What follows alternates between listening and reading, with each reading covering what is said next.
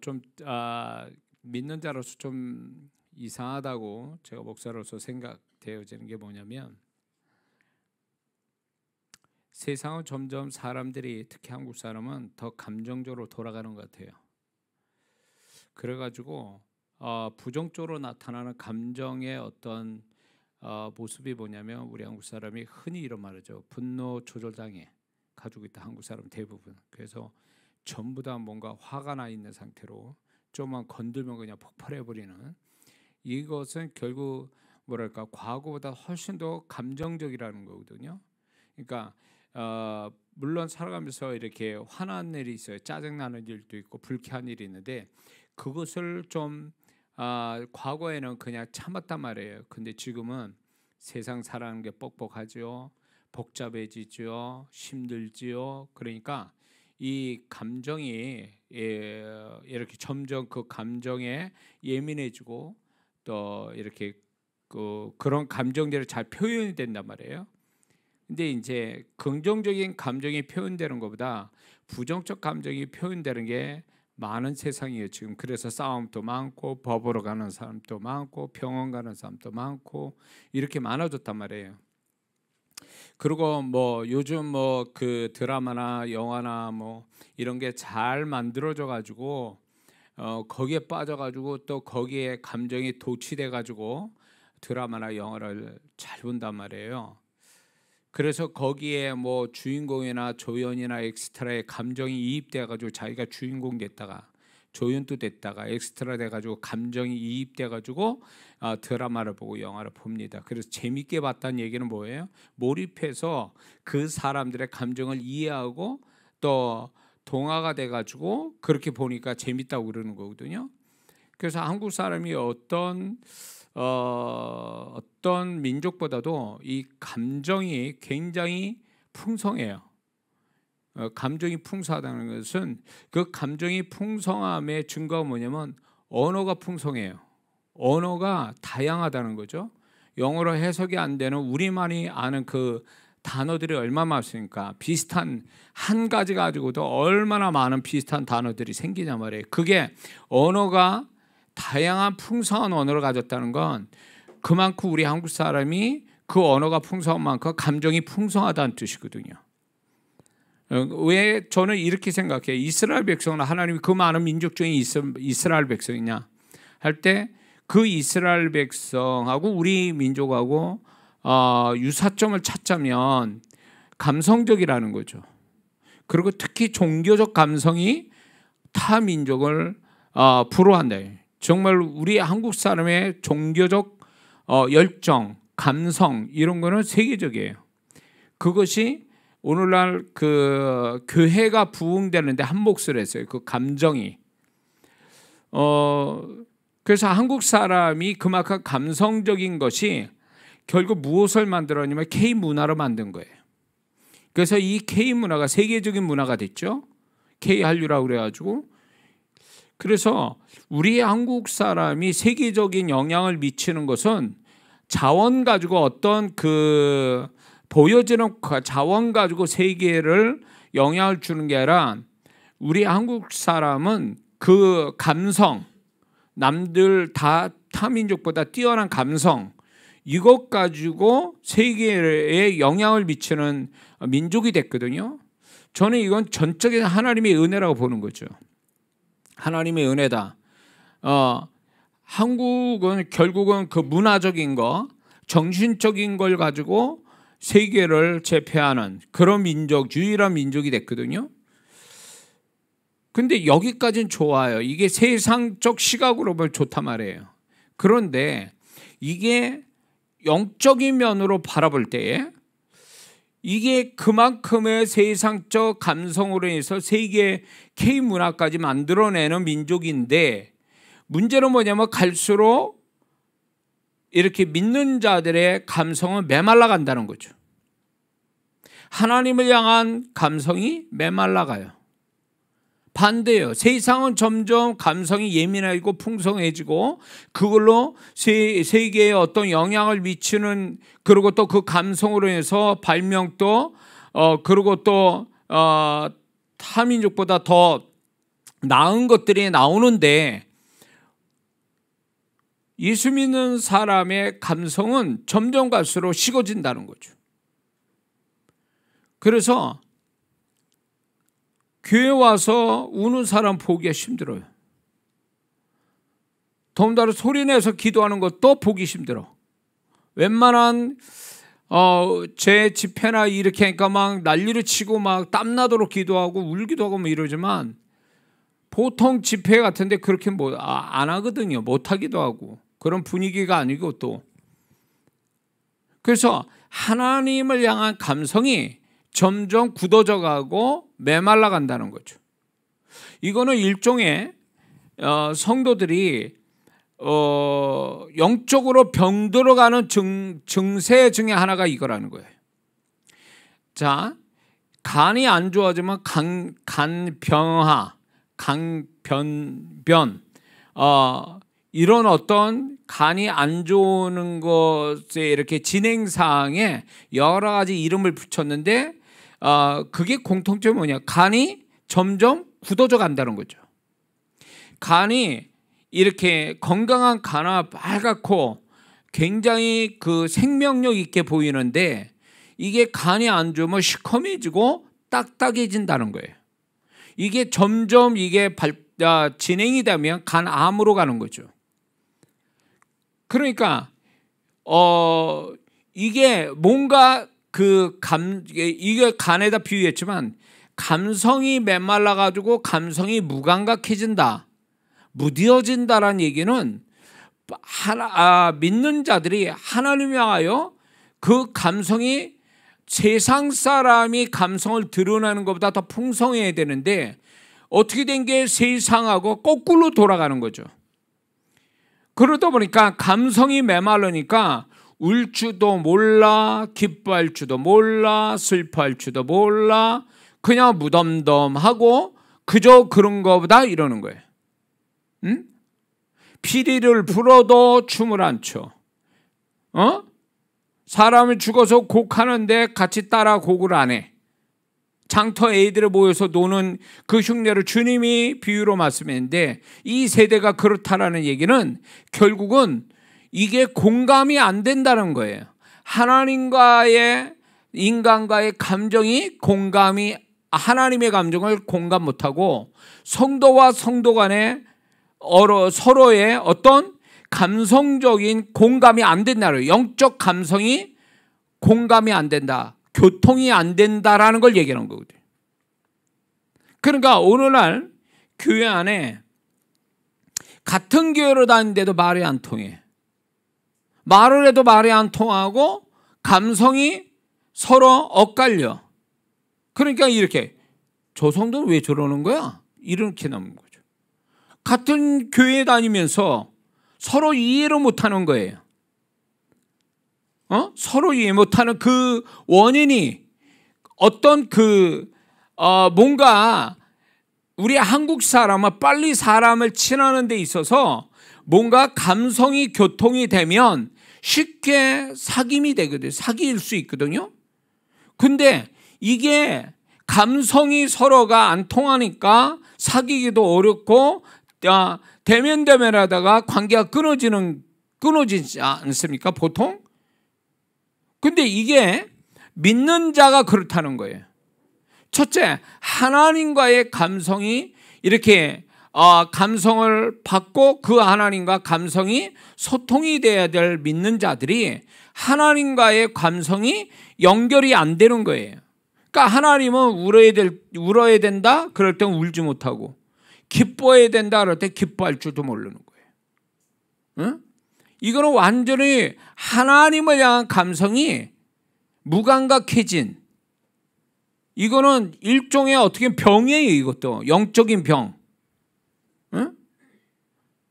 그러니까 오늘날 많은 성도분들이 세상에 관한 것은 굉장히 민감하게 풍성하게 감성이 이렇게 반응을 하는데 왜 하나님에 관한 영적인 거에 관한 믿는 자끼리의 어떤 소통은 왜 그 감성이 절단이 되느냐 그거지. 그러니까 감성이 이게 풍성하지 못하니까 이게 영적인 질병으로 가는 거예요. 하나님이 우리를 지식으로 가르치는 게 아니잖아요. 하나님을 더 잘 섬기고 사랑하고 이런 성도들의 특징이 뭐냐? 하나님을 향한 감성이 발달돼 있다 그거예요. 그러니까 하나님이 조금만 뭔가 도와주시거나 조금 뭘 해주시면 고마워하고 감사하고 기뻐하고 막 감격하고 이게 정상인데, 이건 뭐 하나님이 하루 종일 풍성하게 뭘 어떻게 해주셔도 그런가 보다 하는 거예요. 광야 이스라엘 백성들의 문제가 뭡니까? 부정적 감성을 발달돼 있는데 하나님이 해주신 것에 대한 긍정적 감성은 없더라 그 얘기죠.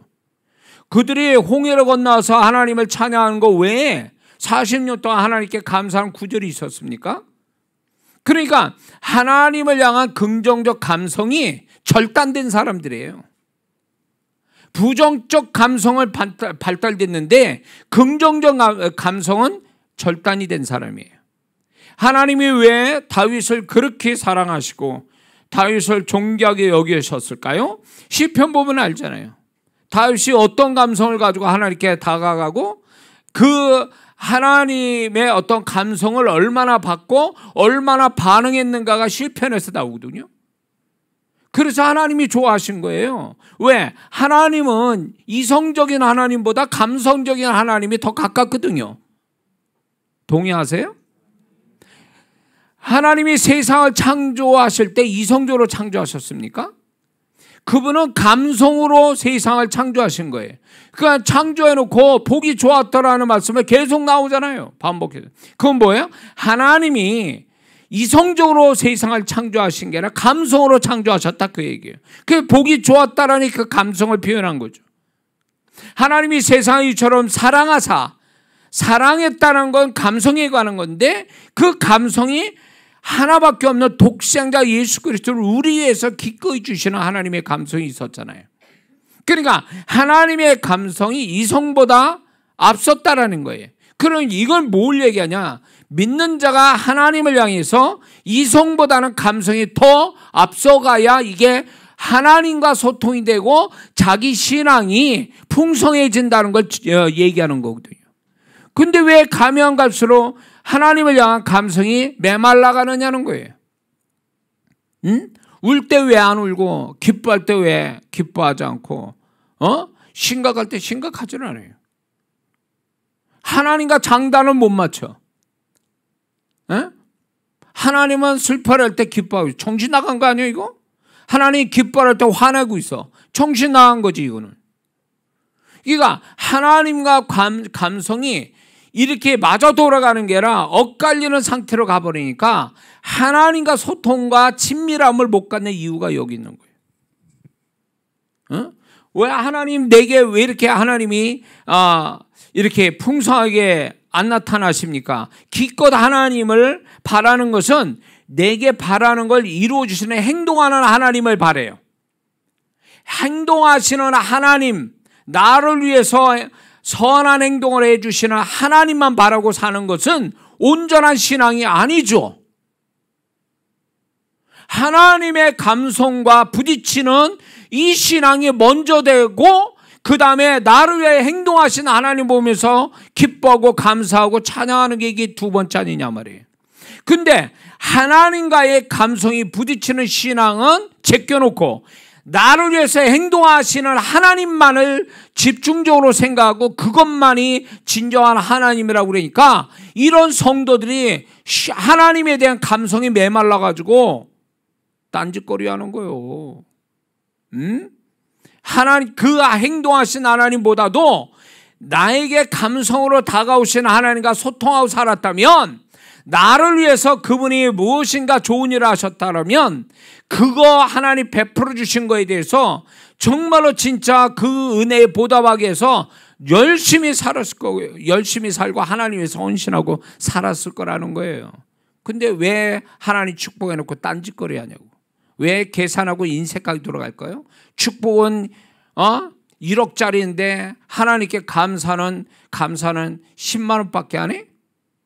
뭘 얘기할까요? 그 성도는요 하나님과 감성으로 부딪혀서 하나님과 같이 사귐이 있는 신앙이 아니었기 때문에 그게 일어나는 거예요. 에? 그러니까 하나님 앞에 인색한 사람, 하나님 앞에 계산을 하고 있는 사람, 하나님께 뭔가 헌신하는 걸 주저하는 성도들의 문제가 뭔지 아세요? 하나님이 그들을 축복 안 했다가 아니라 축복하셨어도 이 하나님과의 감성에 부딪힘이 없으니까 계산으로 돌아가고 인색함으로 돌아가는 거예요. 사무적으로 돌아가는 거지. 내가 누군가의 친구가 정말 친한 친구 있으면요, 내 주머니에 돈 쓰는 거 아깝지 안 해요. 내가 가지고 있는 거 다 줘도 아깝지 않아요. 나하고 친한 사람이라면. 이 친하다는 얘기는 어떤 행위 때문에 친한 게 아니라 마음과 마음이 소통되니까 친해진 거 아니에요? 그걸 친하다고 얘기하는 거잖아요. 친밀하다 얘기하잖아요. 그런 친밀함 속에는 그 상대방에서 희생하고 뭔가 자기 걸 줘도 아까워하지 않는 게 모습인데, 그러면 하나님과 관계도 그런 거예요. 하나님과 친밀함을 가지면 내가 가진 거 하나님에서 기꺼이 해도 드리고 희생하고 손해보면서도 감사하고 기뻐할 수 있는 사람이 하나님과 친밀하게 사는 자들이 아니냐, 그 얘기예요. 아멘해요. 그런데 하나님의 베풀어 주신 그 일에 대해서 입 싹 닫고 안 그런 척하고 기껏해야 아주 인색하게 하나님 앞에 감사 안 하면 안 되니까 기껏해야 아주 기본적인 거 그것도 계산해가지고 인색하게, 그런 사람이 무슨 하나님과 소통이 이루어지겠어요? 에? 여기에 영상으로 참여한 분들 다 그런 게 아니에요. 오해 없이 들으세요. 그 중에 제가 이 얘기하는 것 중에 이렇게 얘기할 때 찔림받으면 그 사람이에요. 뭘 얘기하는 거냐? 하나님이 저를 통해서 예배나 기도회를 통해서 축복하신 게 기적 같은 일이 얼마나 많이 왔어요, 지금까지. 그 일에 대해서 정말로 하나님이 베풀어 주신 거에 대해서 정말로 마음을 다해서 하나님께 감사하고 찬양한 사람이 얼마나 될까요?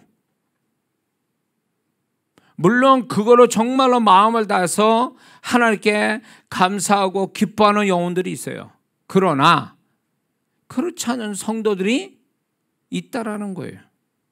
나는 그런 성도들을 보면서 마음이 너무 아픈 거예요. 어?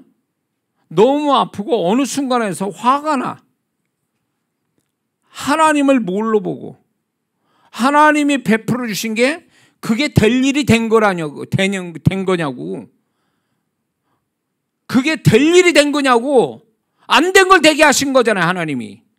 그러면 그거에 대해서 만약에 그게 하나님이 베풀어 주지 않았지만 계속 고생하고 계속 돈 들하고 계속 시간 써야 되고 계속 고생하고 살 거를 하나님 베풀어 주셨는데 그게 될 일이 된 것처럼 입 싹 닫고 모른 체 하고 막 그렇게 하는 성도들도 있더라, 그 얘기예요. 제가 지금 사이 얘기하는데 이게 딱 오해 없이 들으세요. 제가 돈 때문에 얘기하는 게 아니에요. 만약에 감사의 힘을 그게 딱 잡거나 이름 보면 그게 딱 나와요. 액수는 상관없어요. 내가 알 정도면 주님은 더 잘하시는 거 아니에요? 많이 하는 게 중요한 게 아니에요. 정말 마음을 담았느냐는 거예요. 하나님 앞에 마음을 담았느냐 이 문제예요. 그런 하나님의 정말 하나님 베풀으신 은혜에 너무 고맙고 감사해서 마음을 담았느냐 그거예요. 안 담은 사람 많거든. 형식으로 드리고 의무적으로 드리고 어쩔 수 없어 드리고 인색하게 드리고 계산해서 드리고, 그게 축복이 될까요? 그런 사람이 하나님과 친밀함을 가질까요? 나는 아니라 봐요. 왜? 어떻게 하냐? 딴짓거리 하면 벌써 딱 답이 나온 거예요. 그거는. 그 사람은 하나님과 평소에 소통하면서 감성이 오고 가는 감성이 있는 관계가 아니었다는 걸 증명하는 거예요. 정말 감성이 오고 가면요, 자, 그냥 사무적으로 오고 가는 사람도 친할 수 있어요. 그렇죠? 한 회사에서 업무로 이렇게 왔다 갔다 얘기하고 주고받고 하면서 사이가 좋아질 수 있어요. 밥도 먹고. 그런데 정말 마음을 담아서 서로가 감성을 가지고, 긍정적 감성 가지고 서로 나눈 사람이라면 그거보다 더한 관계를 가질 수 있죠. 더 좋은 걸 줄 수도 있고 이런 사이가 되는 거잖아요. 감성까지 같이 갔다면. 그게 사람 사는 모습인데 왜 하나님 앞에는 그렇게 안 되냐 그거예요. 하나님 앞에서 왜 그 감성으로 하나님과의 친밀한 사귐을 갖는 훈련을 하지 않느냐는 거예요. 행동하신 하나님, 나를 위해서 행동하신 하나님만 바라는 거지, 그 하나님과의 감성이 서로 소통하고 공감돼주는 그런 신앙을 가지려고 애써봤냐 그거예요. 다윗을 하나님이 좋아하시는 거는 다윗이 뭔가 됐기 때문에 하나님을 기뻐하는 게 아니에요. 다윗의 시편은 반 이상이 고난받고 괴로우고 고통받을 때 하나님에 향해서 감성을 드러내고 그 하나님의 감성을 또 받고 자기 감성을 하나님께 드린 거였다라는 거예요. 좋을 때보다도 그렇지 반대되는 상황 속에서 하나님의 감성을 찾고 하나님이 향한 자기의 감성을 드렸다 그 얘기예요. 그러니까 하나님이 기뻐하시는 거예요. 그러니까 다윗이 하나님이 이스라엘 왕이 돼도 다윗은 변질되지 않고 끝까지 하나님이 기대한 대로 살았기 때문에 하나님이 다윗을 존귀하게 여기시고 후대에 다윗을 하나님이 높이 세우신 이유가 여기 있는 거예요. 다윗이 행동하시는 하나님, 그 하나님만 알고 살았다면 하나님이 다윗을 그 정도로 존귀하게 여기셨을까요? 그렇지 않다고 봐요. 그게 다윗의 신앙과 우리 신앙의 차이점이 여기 있는 거예요. 우리는 행동하신 하나님만 바라잖아요. 뭔가 해주시는 그 하나님을 기대하고 그 하나님이 해주시면 잠깐 고마했다가 그리고 또 고마했다가 당연하게 여겼다가 그리고 또 불만 가지고 또 달라고 그러고 그러면 해주시면 또 그 하나님이 고맙고 그런 관계 속에서 하나님과의 감성이 오고 가는 뭘 주시고 안 주시고가 아니라 하나님 존재가 감사하고 기뻐하고 너무나 귀해서 그 하나님과 감성이 오고 가는 소통하는 감성이 있는 신앙을 가지고 살아봤느냐는 거지. 없으니까 굉장히 차가운, 굉장히 건조한 신앙으로 가는 거예요. 그러니까 하나님과의 감성이 소통이 안 되니까 이 사람은 신앙이 의무적이고 형식적이고 굉장히 행위적으로 치우치고 있는 거지. 그러니까 이런 사람 뭐냐? 재미가 없어 신앙이. 하나님과 감성이 오고 가야 그런 맛에 그런 걸로 신앙살이 재밌어져야 되는데 이 사람은 그런 감성이 오고 가는 미 없으니까 그냥 행위적으로 형식적으로 의무적으로 하다 보니까 그게 한 번만 하면 모르는데 그게 계속 반복되니까 지겨운 거예요. 그러니까 어떻게 하면 교회 안 나올까? 어떻게 하면 예배 안 드릴까? 어떻게 하면 기도 안 할까? 어떻게 하면 찬양 안 할까? 어떻게 하면 봉사 안 할까? 이것만 생각하고 있는 거지. 그래서 짧게 되도록이면 적게 하는 거를 택하는 거지. 그래 안 그래요?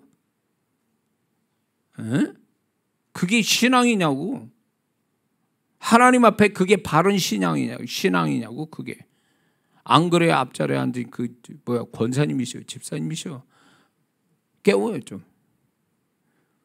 신기하네. 나는 열받아가지고 지금 이렇게 설교하고 있는데 또 앞에서 주무시는 것도 뭐요 도대체. 내 설교가 졸음을 오게 하는 설교에 지금? 강적을 만났어 우리 권사님이시오 집사님이시오. 꿈에 제가 나오면 좋은 일이 생긴다고 그렇게 저한테 고백하신 분이 지금 뭐요 지금 내가 설교하는데 주님의 음성을 전달하고 있는데 뭐 하시는 거 도대체. 강적을 만났어요. 희귀한 일이 생겼어 아주. 제 말을 좀 이해가 되십니까? 이게 지금 주님께서 얘기하고 싶어 하시는 거예요. 주님이 답답해 하신 부분을 지금 얘기하는 거예요.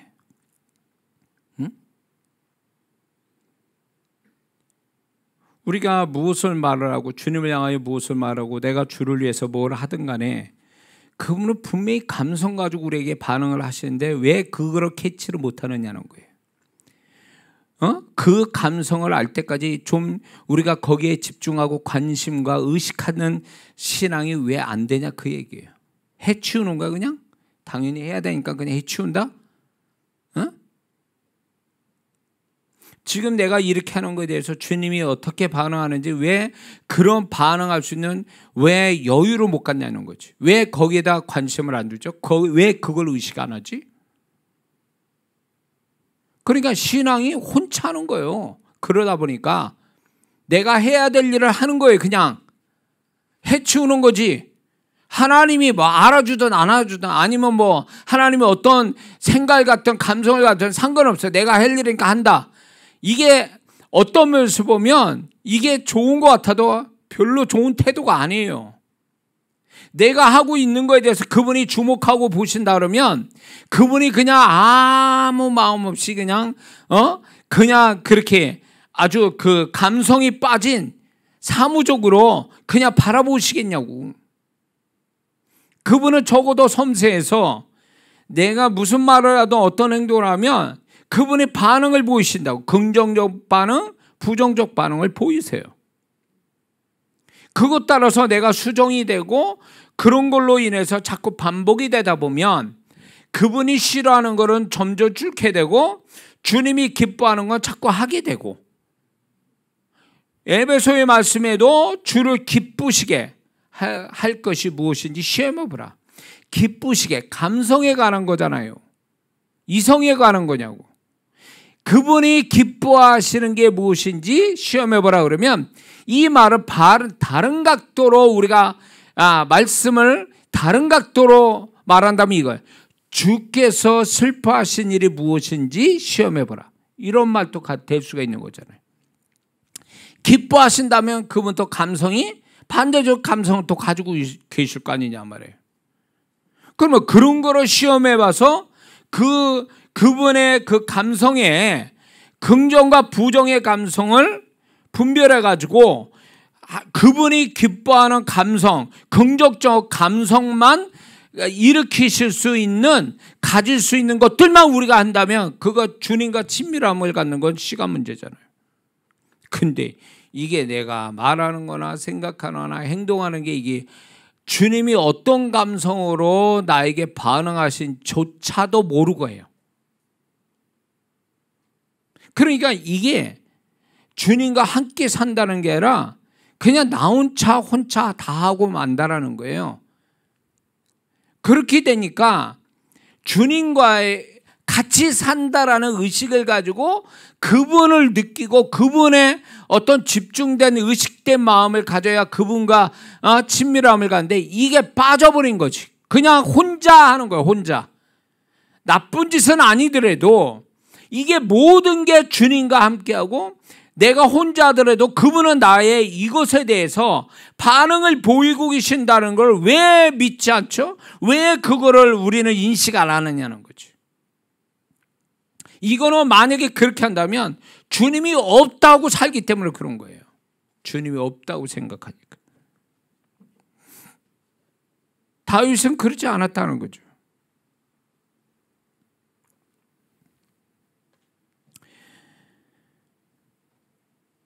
그래서 우리가 지금 신앙생활 이렇게 하는데 우리가 너무 행위에 치우치다 보니까 행위로 하나님을 기쁘시게 하려고 하는 것에 너무 치우쳐서 감성으로 하나님께 가까이 가고 감성으로 사귐을 갖는 이 신앙이 너무 약화된 거예요. 그러니까 하나님의 세밀한 하나님의 어떤 감성, 주님의 감성을 못 느끼니까 뭘 좋아하시는지 싫어하시는지 기뻐하는지 슬퍼하는지를 모른 채 막 사는 거죠. 우리는 단지 뭐예요? 죄만 안 지으면 된다 이거지. 세상 사람과 노골적인 죄만 안 지으면 나는 신앙생활 잘했다 이렇게 생각해요. 정말 그게 전부일까요? 그 수준이 신앙이 전부일 수준이 그게 가장 높은 수준이냐고. 신앙이 행위로 치우친 신앙은 구약의 신앙의 기초적인 신앙이 지나지 않아요. 그 외에 본격적인 신앙은 그분과 함께 살아가는, 그분과 마음이 소통이 되고 그분과 손발을 맞춰서 같은 방향으로 가는 삶, 신앙, 이게 높은 신앙의 모습인데 이게 빠졌다 그거예요. 이게 응? 이게 빠졌다고요.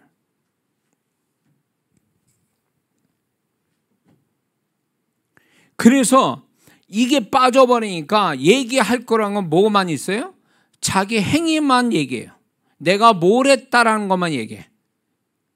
그러니까 초점은 뭐예요? 나에게 초점 두고 내가 무슨 행위를 했는가에만 초점을 두고 그 중심으로 가는 거예요.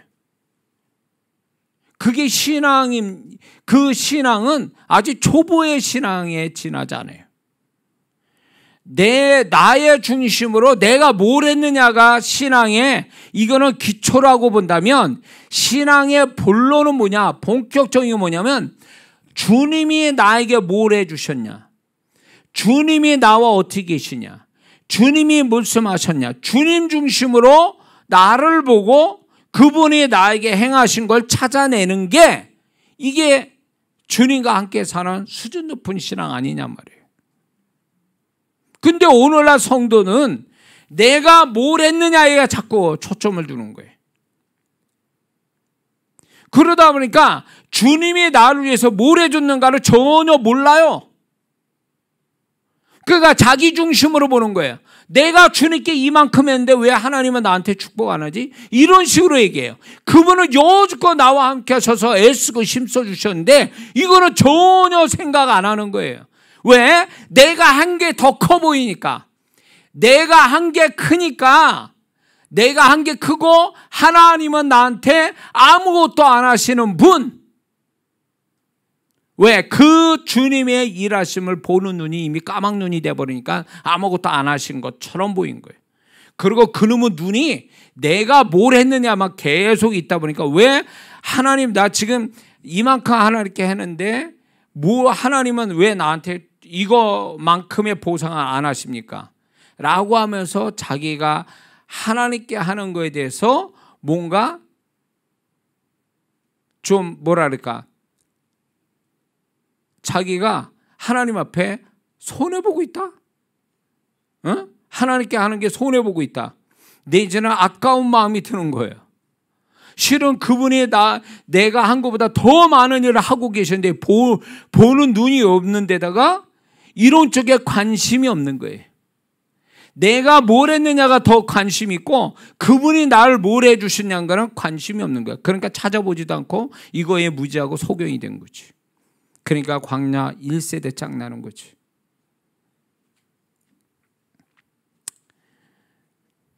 신앙이 좀 더 수준 높은 신앙이 되려면 그거를 기도 더 많이 하고 예배 더 많이 드리는 것보다 더 근본적인 게 뭔지 아세요?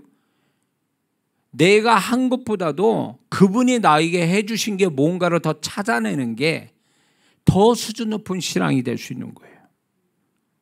그러면 그분이 나한테 베푸신 게 내가 그분께 하는 것에 비하면 아무것도 아니다 라고 생각될 때에 그 사람이 비로소 무슨 말을 하는지 아세요? 내가 하나님의 은혜로 삽니다. 이런 말 하는 거예요. 그때 가서.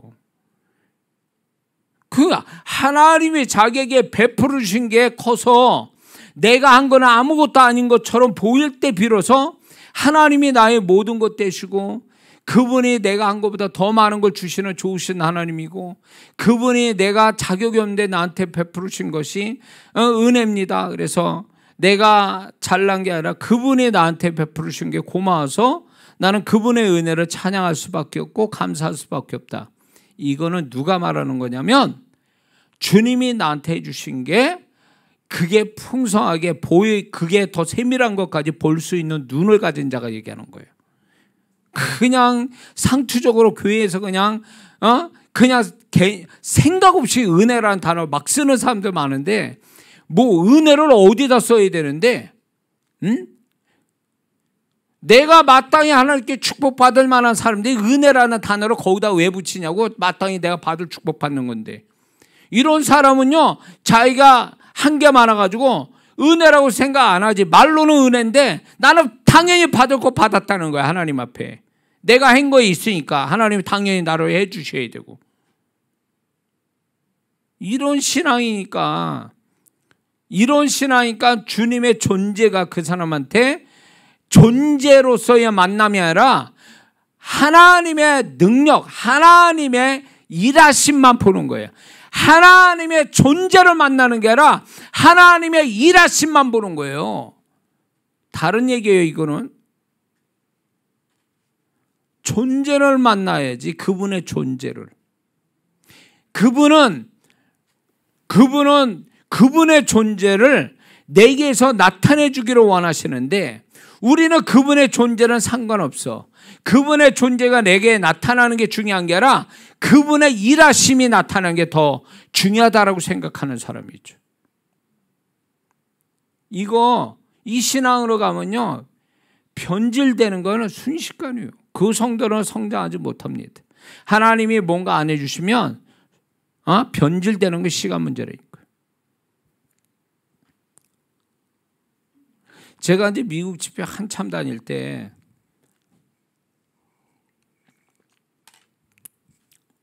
미국 집회를 해외 집회를 막 이렇게 캐나다 집회 이렇게 하면 진짜 해외 집회니까 여러분들은 이거 보실 때는 그 해외 집회 가면 목사님이 좀 폼나게 이렇게 집회 가는 줄 알지만 아주 고생 엄청 합니다. 새벽에 일어나서 짐 꾸려가지고 공항에 가지고 거기에 통과해가지고 그거 다리 팅팅 부면서 열 몇 시간씩 비행기 타고 내리자마자 밥 먹고 바로 집회해서 3박 4일 집회하고, 만약에 또 세미나 하면은 그 다음 주까지 2주간을 그렇게 하는 거예요. 시차 적응도 하지도 못한 채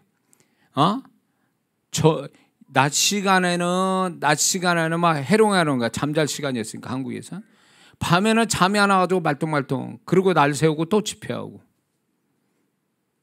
그리고 이제 거기서 이제 정말로 이렇게 해가지고 다시 돌아옵니다. 힘들게 하고 와요.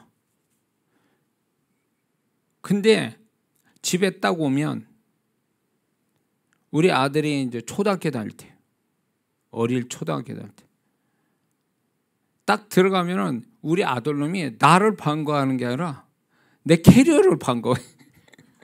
그게 뭐 들었는가? 제가 우리 아들이 어리니까 그게 귀여워하지만 큰 놈이 그랬다면, 야, 이거 진짜 두둑에 팰 수도 없고 마음이 굉장히 서운했을 거예요. 근데 어린 아들이니까, 하나밖에 없는 아들이니까 이제 캐리어에 관심 있어야 돼. 캐리어 이제 이렇게 열어가지고 이제 선물을 이렇게 보여주면 그게 좋은 거예요. 그게 아빠보다 더 좋은 거예요. 그게. 걔 좋아하니까 나도 좋아해. 사실 걔가 좋아하니까, 우리 아들이 좋아하니까 좋아. 아빠로서 좋아하는 거예요. 근데 한편으로는 또 서운한 거지. 아빠로 더 좋아하는 게 아니라 그 선물을 더 좋아한다라는 게, 이게 좀 마음에 걸리는 거예요. 제 입장에서 보면. 하나님도 그러시지 않겠냐는 거지. 하나님 존재를 기뻐하는 게 아니라 그분의 만남을 기뻐하는 게 아니라 그분이 베푸르신 뭔가에 더 거기에다 초점을 두고 그걸 좋아한다면 뭔가 이게 잘못된 거 아니냐 말이지. 그런 신앙이 과연 온전하고 그 신앙이 더욱 순전하게 주님 앞에 신앙을 가질 모습이냐? 절대 아니라는 거죠.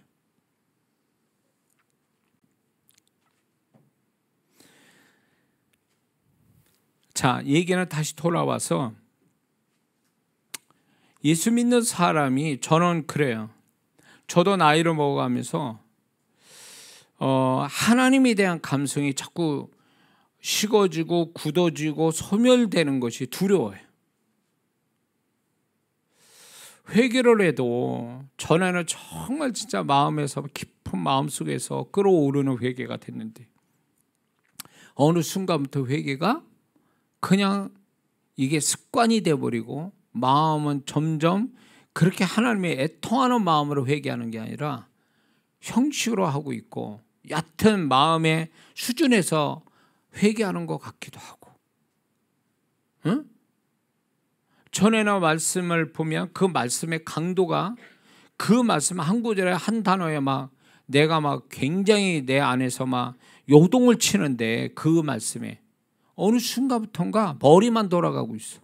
말씀이 이 가슴, 감성, 이 가슴에서 나오는 하나님에 대한 감성이 요동을 안 치는 거예요. 응?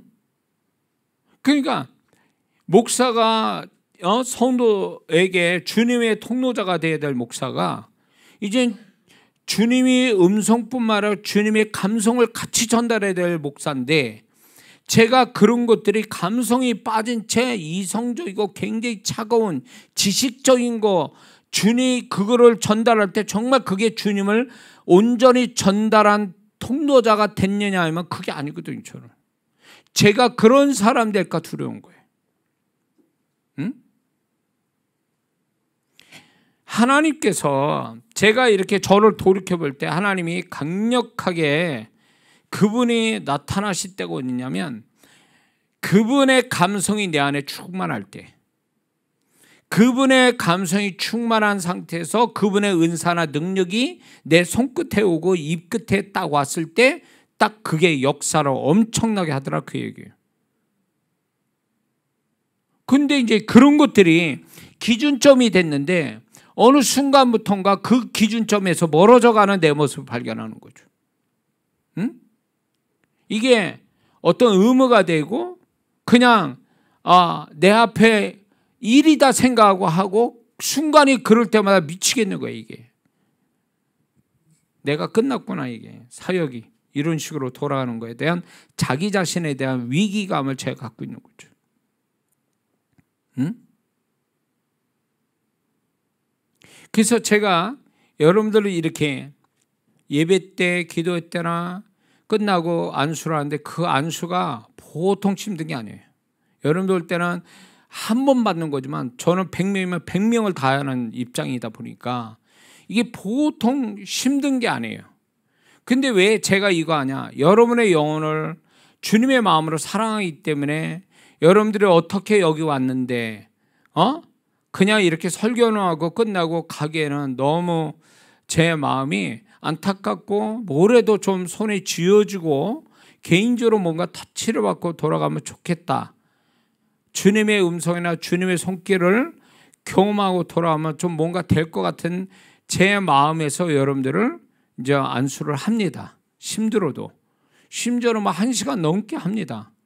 이렇게 하는데 이 설교를 이렇게 하고 또 안수를 하고 이렇게 하는데 왜 이걸 하게 되는 또 이유가 또 하나가 뭐냐면 내가 이런 거를 이렇게 해가지고 주님의 감성이 더 내 안에서 풍성해졌으면 좋겠다는 마음에서 여러분을 안수하는 거예요. 내 개인적으로. 안 하면 어떻게 될까요?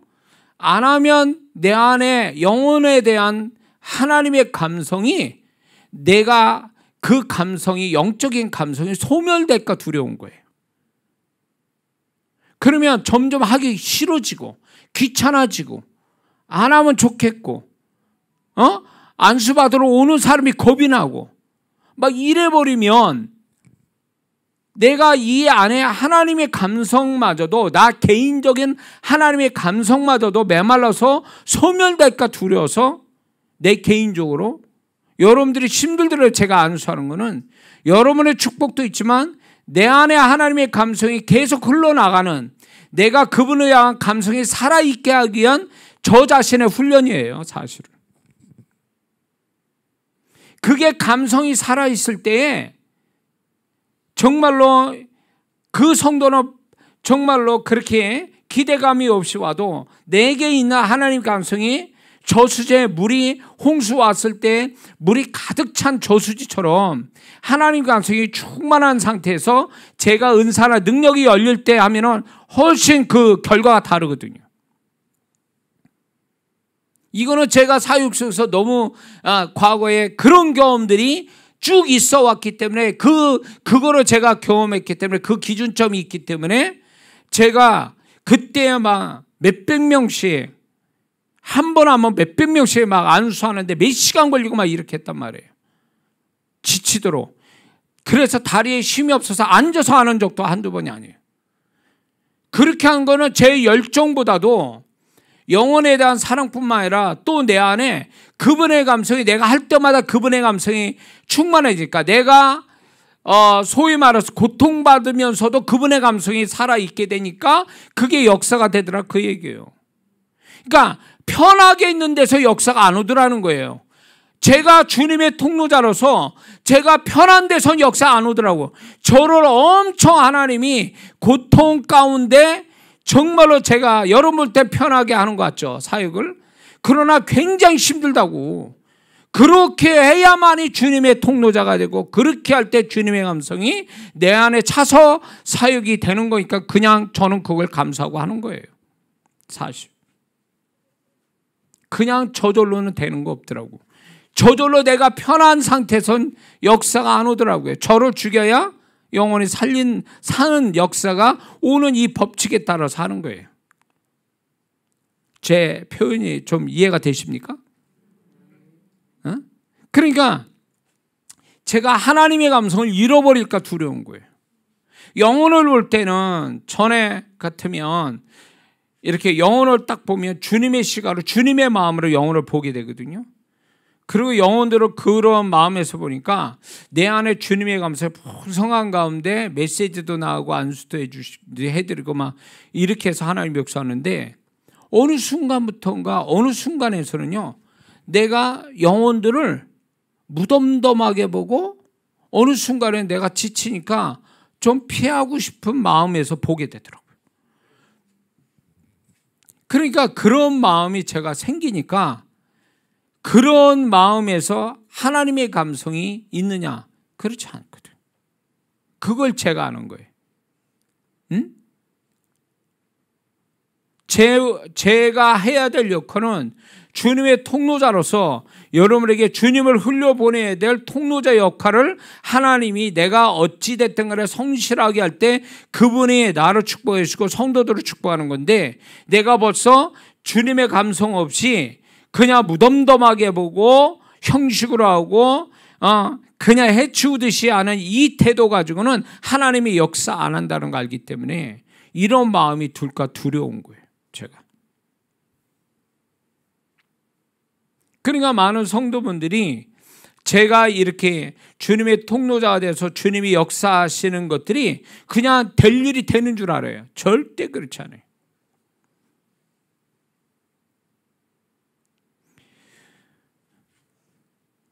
그래서 저는 이 하나님의 감성이 얼마나 중요한지 제 사역에도 중요하고 개인적 신앙에서도 하나님의 감성이 살아있는 게 너무너무 중요하다는 걸 알고 있어요. 근데 성도분들이 하나님의 감성이 점점 죽어가는 사람들이 있어요. 하나님의 감성이 죽어가요. 하나님을 향한 감성이 죽어가니까 뭐가 남냐? 마음은 없고 행위만 남아있어요. 그 행위만 남은 신앙이 그 사람을 성장시키냐? 아니요. 그 행위가 결국은 반복되다가 지쳐가지고 결국은 수준 낮은 신앙으로 떨어지면 떨어지고 올라가는 신앙은 아니더라 그 얘기예요. 그래서 내 신앙이 내 존재값을 높이기 위해서는 반드시 우리가 갖춰져야 될 거 항상 그게 살아있어야 될 게 뭐냐면 하나님이 향한 감성이에요. 이게 항상 살아있어야 돼요. 응? 그래서 뭔가 하나 말씀을 보든 예배를 드리든 설교를 듣든 기도를 하든 찬양을 하든 봉사를 하든 그 모든 것 속에 하나님을 향한 감성이 움직인 상태에서 그게 살아나는 상태에서 해야만이 거기에서 정말로 내가 그분과 연합되어지고 그분의 손길이 풍성해지는 걸 경험하거든요. 응? 이거를 무시하면 안 돼. 이 감성이 소멸되면 안 된단 말이에요. 근데 마귀는 하나님의 감성은 굳어지고 세상적 감성만 발달시키고 육신의 죄악된 감성만 민감하게 반응하게 만들어요. 그러니까 교회가 이 혼적인 부정적 감성만 이렇게 민감하게 작동하다 보니까 교회 안에서 상처받고 상처 주고 다툼이 많고 섭섭한 게 많고 이게 왜 생기는데요? 하나님의 감성이 풍성했다면 그런 거 나타날 수도 없고 나타난다 할지라도 하나님의 향한 감성으로 다 그게 소멸이 될 수 있는데 하나님의 감성이 없고 차간의 행위만 있다 보니까 거기에 플러스 혼적인 부정적 감성만 계속 발달돼서 나타나는 거예요. 응? 그래가지고 서로 신경 예민한 거지. 별것도 아닌데 삐지고 상처받고 이게요. 원래 인간은 그런 거예요. 우리는 죄성 가지고 태어났는데 이 죄성을요. 이렇게 짓누르고 작용하지 못하게 하는 게 하나님을 향한 감성이 발달되면 나의 죄성이 이게 눌림을 받는다 그 얘기예요. 나의 부정적 감성이 하나님을 향한 감성으로 다 이게 커버가 돼요. 근데 하나님의 감성은 없고 혼적인 감성만 발달하다 보니까 혼적인 감성의 인간은요 긍정보다 부정적 감성이 더 드러나게 돼 있거든요. 그걸로 부딪히는 거예요 서로가. 응?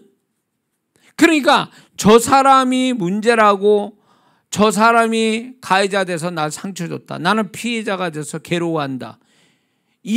그렇게 해석하기 전에 이렇게 해야 돼요. 저 사람이 하나님의 감성이 없어서 하나님에 대한 감성이 없어서 혼의 감성으로 나를 상처 주는데 내가 상처받고 못 견디는 것은 이게 하나님의 감성으로 충분히 나도 덮을 수 있고 용서가 되고 아무것도 아닌 것처럼 될 수 있는데 하나님의 감성도 내가 없으니까 혼적인 감성만 가지고 그 상대방이 나한테 상처 주는 거를 혼적인 감성을 가지고 참고 이거를 해결하기는 안 되더라 그 얘기예요. 그러니까 상처받고 해결 안 되는 자기도 문제인 거예요 사실은. 상처를 내는 그 사람도 문제지만 그거를 하나님의 감성으로 해결 못하는 나도 문제가 있다는 걸 알아야 된단 말이에요. 근데 그런 생각을 안 해. 내가 일단 피해자면 가해자가 있고 내가 피해자면 나는 당연히 그 사람한테 상처받았다 말할 수 있고 아파하고 미워하고 용서치 않고 그런 게 마땅하다고 생각해요. 그게 마땅합니까? 저 사람은 가해자로서 나를 성질나게 하고 분노하게 만들고 화나게 만들고 용서치 못하게 하고 미워하게 만들었으니 나는 당연히 그런 감정을 갖는 게 당연하다 그렇게 생각해요. 그게 당연한 거냐고. 하나님의 감성이 없어가지고 그게 막 내 안에서 들끓고 있는 것이 정상이라고 보냐 그 얘기예요.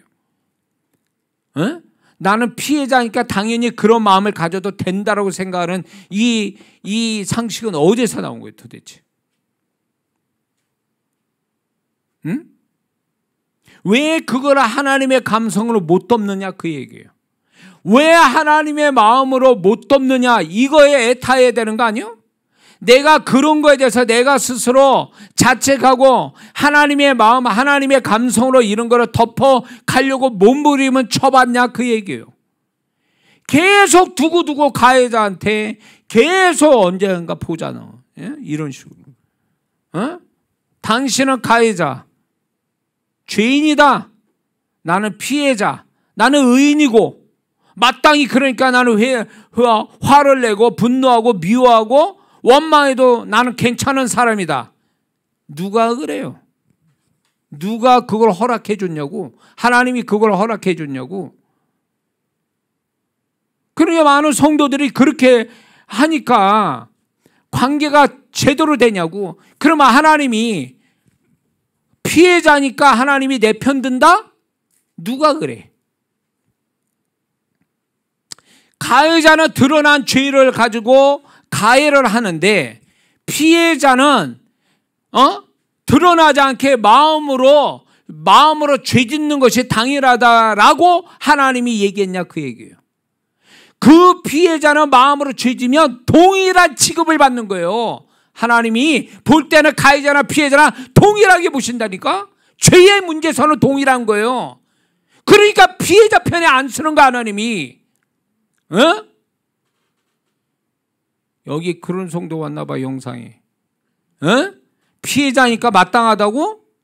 그런 생각하고 그런 말해도 그러면 각오하세요. 하나님이 그 사람 편 안 듭니다. 너 둘은 똑같아. 가해자의 죄나 피해자의 마음으로 죄나 똑같아. 나는 누구 편도 안 들고 네 둘을 내가 판단할 거다. 이렇게 나오시는 거예요.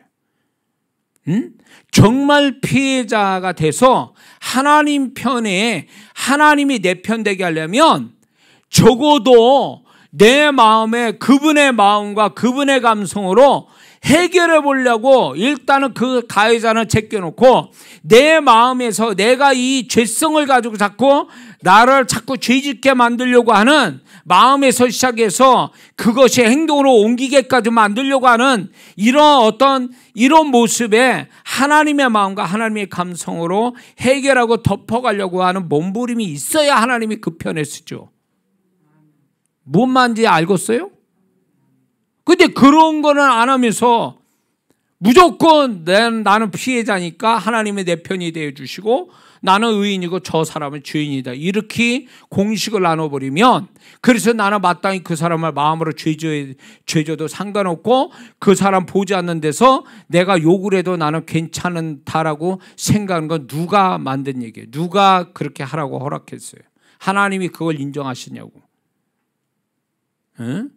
왜 하나님을 왜 내 편 되게 할 수 있는 사람을 왜 자기 편 못 되게 해가지고 피해자가 더 불쌍한 사람 되는 거예요? 그러면 하나님마저 내 편이 안 되는 사람이면 그 피해자가 하나님이 내 편까지 자기 피해자 편이 안 되냐면 그것만큼 더 불쌍한 사람이 어디 있냐고.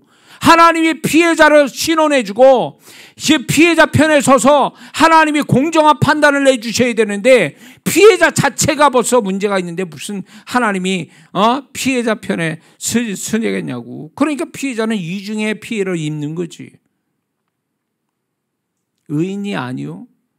피해자에 따라서 내가 가해자보다 나은 사람이 아니라고. 전도할 때 어느 아주머니가 류마티스 관절염으로 입원을 했어요. 그냥 하나님의 성령께서 딱 주시면 미움에서 저 양반을 저거 생겼다. 그래서 제가 그 얘기했어요. 왜 미워하시냐고. 누굴 미워하길래 지금 그 병이 생기냐. 이거 류마티스 이 수술한 것은 저절로 생긴 게 아니라 주님이 말씀합니다. 미움이 있어서 그 미움이 병을 만들었다고. 그러니까 이분이 깜짝 놀란 거예요. 폭력 남편 때문에 쫓겨나와서 그랬는데 남편은 보지 않았지만 그 후로 남편에 대한 원망이 그걸로 자기는 피해자에서 이 고생을 하고 있다는 그 마음이 결국은 류마티스 관절염을 갖게 된 거예요. 그래서 병원까지 온 거예요. 그래서 제가 그랬어요. 미워하지 말라고. 미워하면 하나님이 치유도 그 미워하는 마음 때문에 주님이 도우실 수 없다 이렇게 얘기했어요. 응?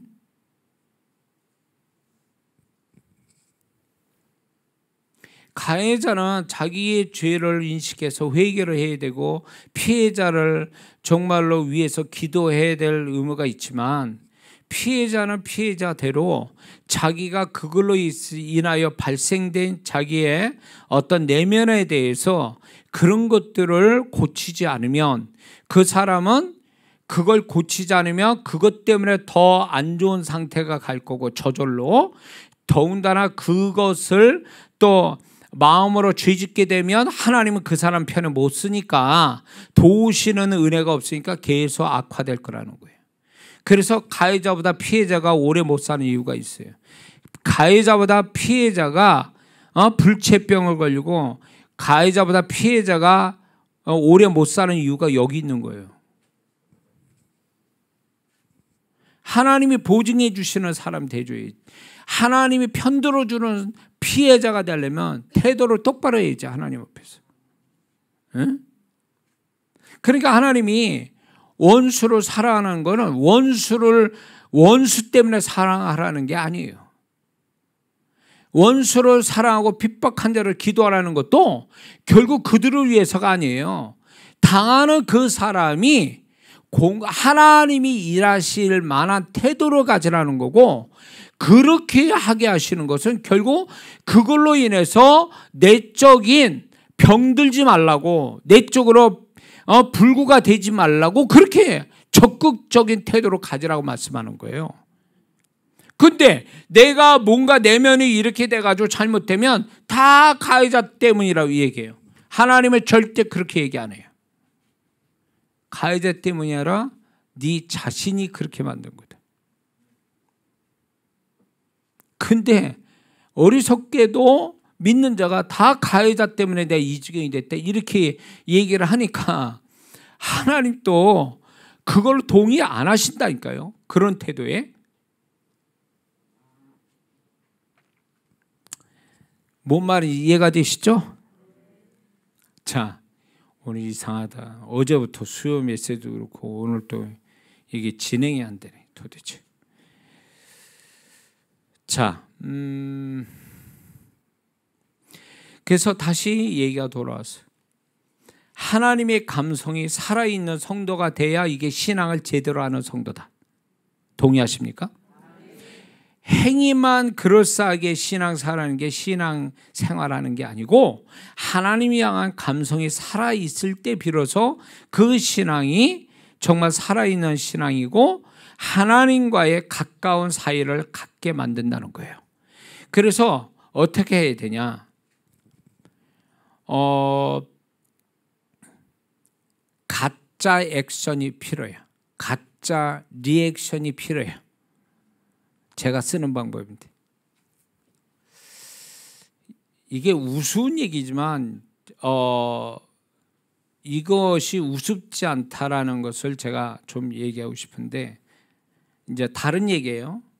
제가 22년 전에 이제 성령의 하나님이 저를 성령 사역자로 만드시기 위해서, 지금 그때 당시에 성령 사역이 성령께서 어디까지 역사하는지에 대해서 그분이 마음을 주셔서 한국 강산에 이런 집회하는 데를, 또 성령 사역하는 데를 찾아다니게 하셨어요. 그런데 이제 그때 당시 성령이 불받으라, 이거는 뭐 어릴 때 찬송으로만 부르고 뭐 통성기도 할 때만 했지, 이게 정말 성령의 불이 있는지 없는지 막 정말 불을 받는 게 뭔지도 몰랐어요, 그 어릴 때. 근데 이제 이게 성령의 불을 받는 게 얼마나 중요한지를 저한테 인식시켜 주시고, 이제 불 받는 현장들, 성령의 불 받는 데를 찾아다녔어요. 근데 저는 목사인데도 평신도 분들 못한 거예요. 평신도보다도 성령의 불 떨어진다고 막 불 받는다고 막 열심히 다 불을 받은지, 나는 영안이 안 열었으니까 불을 받은지 저분이 어쩐지 막 받고 막 난리를 치는 거예요. 뒹굴고 난리를 쳐. 야, 저걸 쇼하는 건지 아니면 진짜로 불 받아서 저렇게 뜨거워서 난리를 치는 건지 감을 못 잡는 거예요. 근데 그 성도분들은 이게 뭐 성령이 불 받으라 그러니까 불을 받는다고 막 난리를 치는데, 나는 맹숭맹숭한 거예요. 이게 뭐야 지금 도대체, 이거 나는 뭐고 저 사람들은 뭐냐. 이게 너무 이게 막 와닿지 않는 거예요. 그러다가 정말로 그게 성령의 불이 다 가짜, 저게 그냥 쇼하는 거다라면 일찍이 포기하려고 그랬거든요. 그래서 하나님 내게 성령의 불을 진짜 주세요. 불을 저 성도분들이 불을 받는 걸 저도 받게 해주시고 저 성도분들이 진짜 불을 받은 거면 저에게도 주시고 만약에 저분들이 가짜면 나 이거 그만 때려칠 겁니다. 그래가지고 이제 불을 받는데 목적을 두고 집회를 다닌 거죠. 불 주는 데로만 이제 성령이 불을 준 데로만 거기만 쫓아다닌 거죠. 내가 이거를 증명해 보는데 이게 내가 체험이 돼야 나는 내가 모든 게 이해가 되는 사람이에요. 내가 이해가 돼야 뭘 하는 사람이니까 이해가 돼야 돼. 그러면 체험이 돼야 되는데 체험이 되기 위해서는 뭘 어떻게 해야 될지 모르겠는 거예요. 그래서 집회 다니는데 이제 제가 이제 그게 하나님이 주신 지혜인지 어쩐지 모르겠는데 자, 불을 받기 위해서 어떻게 되냐. 너무 정직했다가는 불을 못 받을 것 같더라고요. 내가 나는 불을 못 받은 사람, 나는 이렇게 맹숭맹숭한데 이거를 사실로만 받고 가만히 있어가는 될 거 아니더라고요. 안 될 것 같아. 그래서 불 받는 사람을 자세히 봐서 불을 세게 받는 사람들. 목사님이 불을 준다고 그냥 팍 안수할 때 불 받아 좀 난리치고 쓰러지고 난리치고 소리 지르는 그 성도를 제가 모델로 삼은 거예요. 저 성도가 진짜냐 가짜냐를 내가 증명해 보겠다고. 그래가지고 저 성도를 저분은 진짜 받은 건데 나중에 보니까 저 성도의 액션을 내가 흉내를 내자, 모방을 하자. 그때 처절했어요. 내가 이거를 증명해야 내가 사역에 하든가 말든가 이러니까 이건 누구한테 얘기 못해. 창피해가지고 그때 당시. 근데 나도 너무 사모가 된 거야. 왜 평신도분들은 전부 다 불 받아도 난리를 치고 제정신이 아닌데 나만 제정신 상태로 있으니까 이게 뭐 하는 거냐. 그래서 그 불을 잘 받는 그분의 태도를 보았어요. 두 손 들고 눈을 감고 뭐 중얼중얼대고 막 이러다가 목사님 앞에 가면 그냥 안수하면 소리 확 지르면서 막 뒤집어져 가지고 막. 그래서 흉내내자 이제. 그래가지고 그게 몇 번 진짜 흉내로 받은 거예요. 안 받았는데 받은 척한 거지. 이거 싫어요. 얼마나 처절했겠어요. 제가 얼마나 또 웃기겠어요. 제가 그런 모습에. 아마 그때 참석한 분들은 저분은 가짜로 지금 저렇게 흉내내고 이럴지도 몰라요. 근데 나는 처절한 거예요. 왜냐면 이게 불이냐 진짜 불이 진짜냐 아니냐. 아니면 나는 때려치고 저분들은 다 지금 쇼하는 거다 이렇게 결론을 내리려고 딱 마음 먹은 사람이니까. 그래가지고 이게 한 번에 안 되니까 그래 내가 할 수 있는 데까지는 해보자. 그래가지고 이제 좀 더 불을 세게 주는 목사님, 좀 더 그냥 힘을 주고 목소리에 힘을 주고 그냥 막 손에다 힘 주고 막 때리는 분,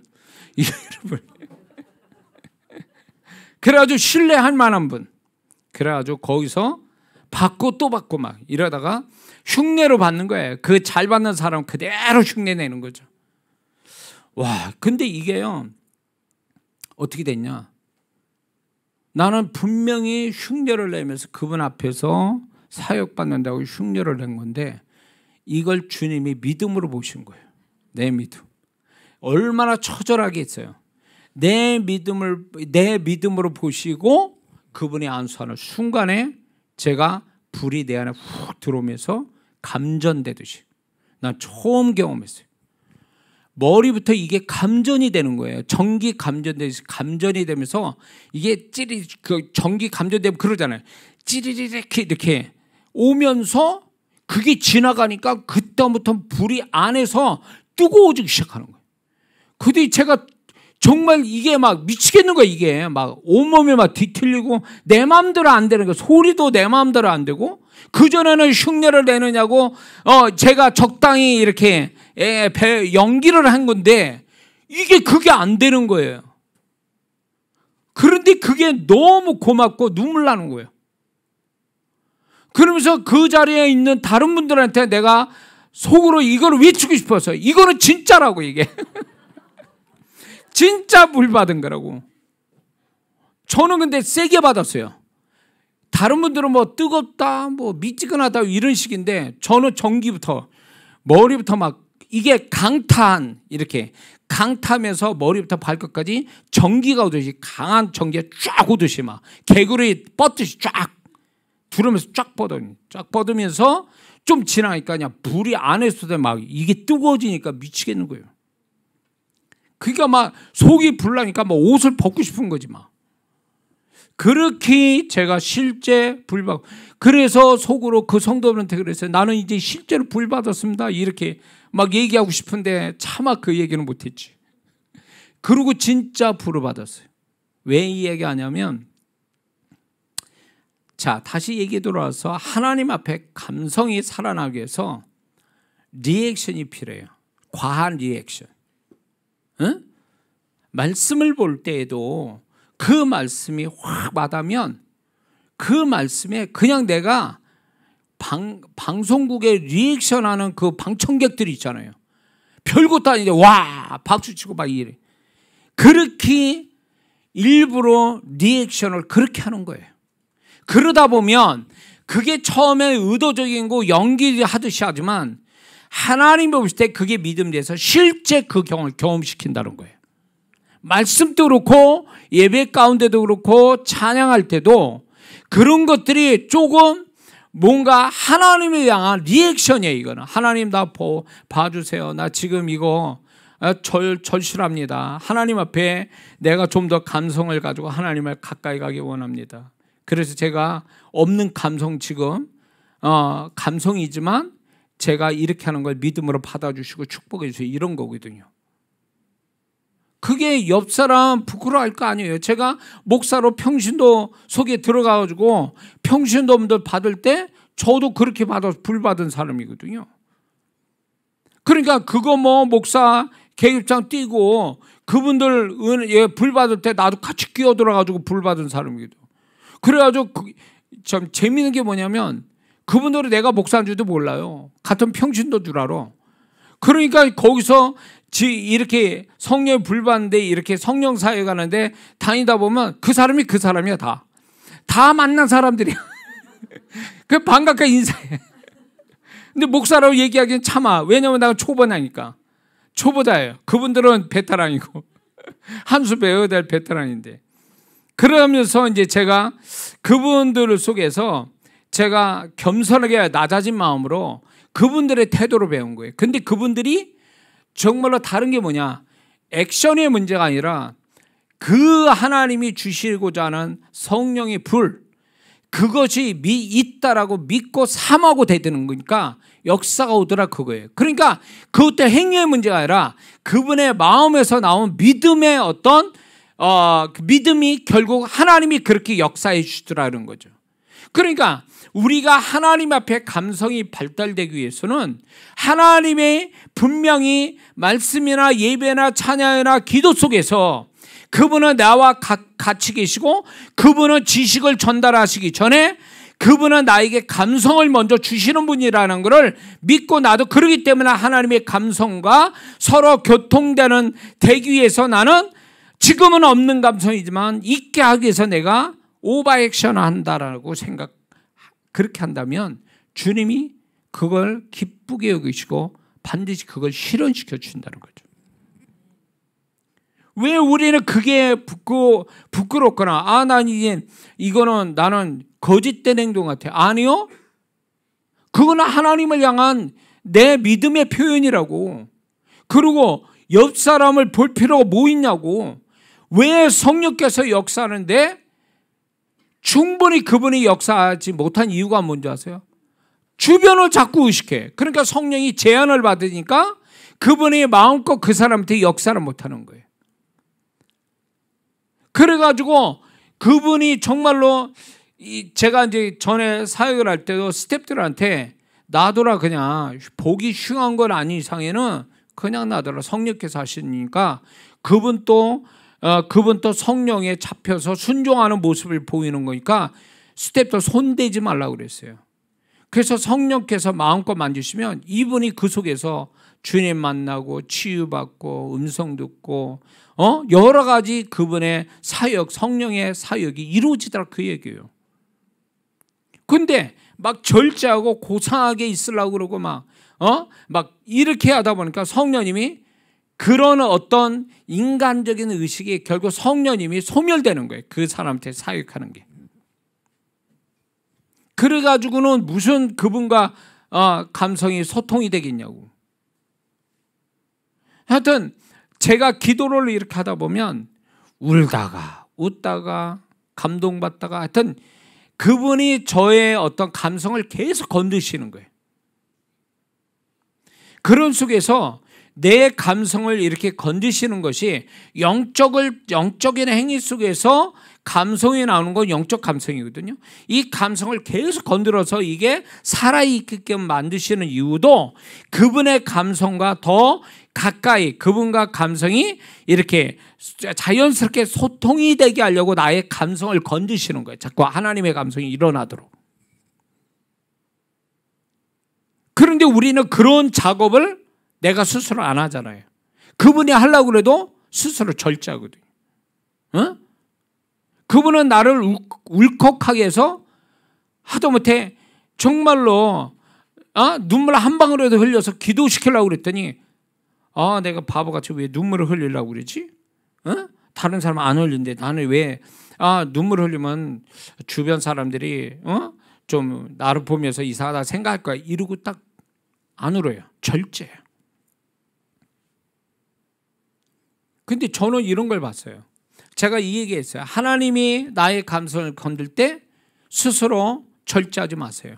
그건 하나님이 그 감성을 통해서 뭔가 더 깊은 사역을 하려고 그 사람한테 시동을 거는 건데 본인이 그 감성을 절제해버리면 그 다음 사역이 성령의 사역이 안 나타난다고 그랬어요. 그럴 때는 어느 분은 여자분인데 이쁘게 생겼는데 눈물이 막 나서 기도를 하는데 이쁜 여자 이 자매 이게 얼마나 하나님께 집중해서 눈물을 흘리며 기도하는지 이게 눈물이 콧물이 막 이렇게 떨어져 가지고 막 한 10cm 정도에 이렇게 떨어져요. 이렇게 있어요. 이렇게. 근데도 이걸 모르고 막 기도를 하는 거예요. 그 모습이 흉한 게 아니라 너무 이쁘고 감동이 되는 거예요. 이렇게 그분에게 집중돼 있구나. 그분에게 잡혀서 감성조차도 저렇게 그분의 감성과 연합돼서 저렇게 자기가 지금 어떤 모습인지도 모른 채 주님에 잡혀서 저런 모습을 가지고 있구나. 너무너무 보기가 좋더라고요. 결국은 제가 그랬죠. 스텝 보고 조용히 가서 콧물 닦아주라고. 왜냐면 또 닦아주다가 또 툭 끊칠 수도 있으니까 조용히.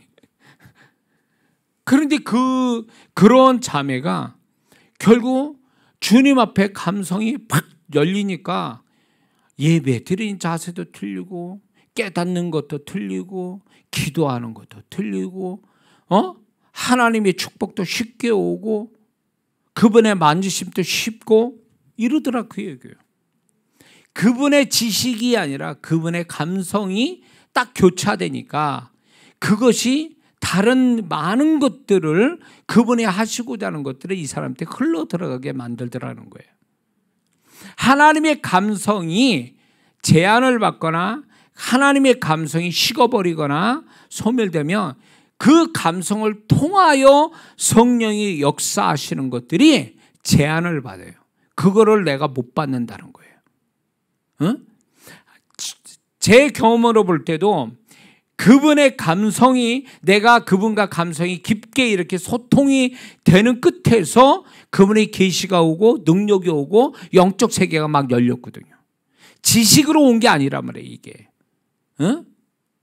근데 오늘날 많은 성도분들이 이 감성을 잃어버리니까 하나님을 향한 감성이 잃어버리니까 이게 좀 더 영적으로도 깊어지고 지혜로워져야 되고 영적인 능력도 가져야 할 사람들이 하나님의 감성을 잃어버리니까 차가운 지식만 쌓이고 이 지식이 그 사람이 능력이 되는 게 아니라 이 지식이 오히려 교만하게 만들고 이 지식이 결국은 하나님과의 어떤 거리감을 갖게 만드는 거예요.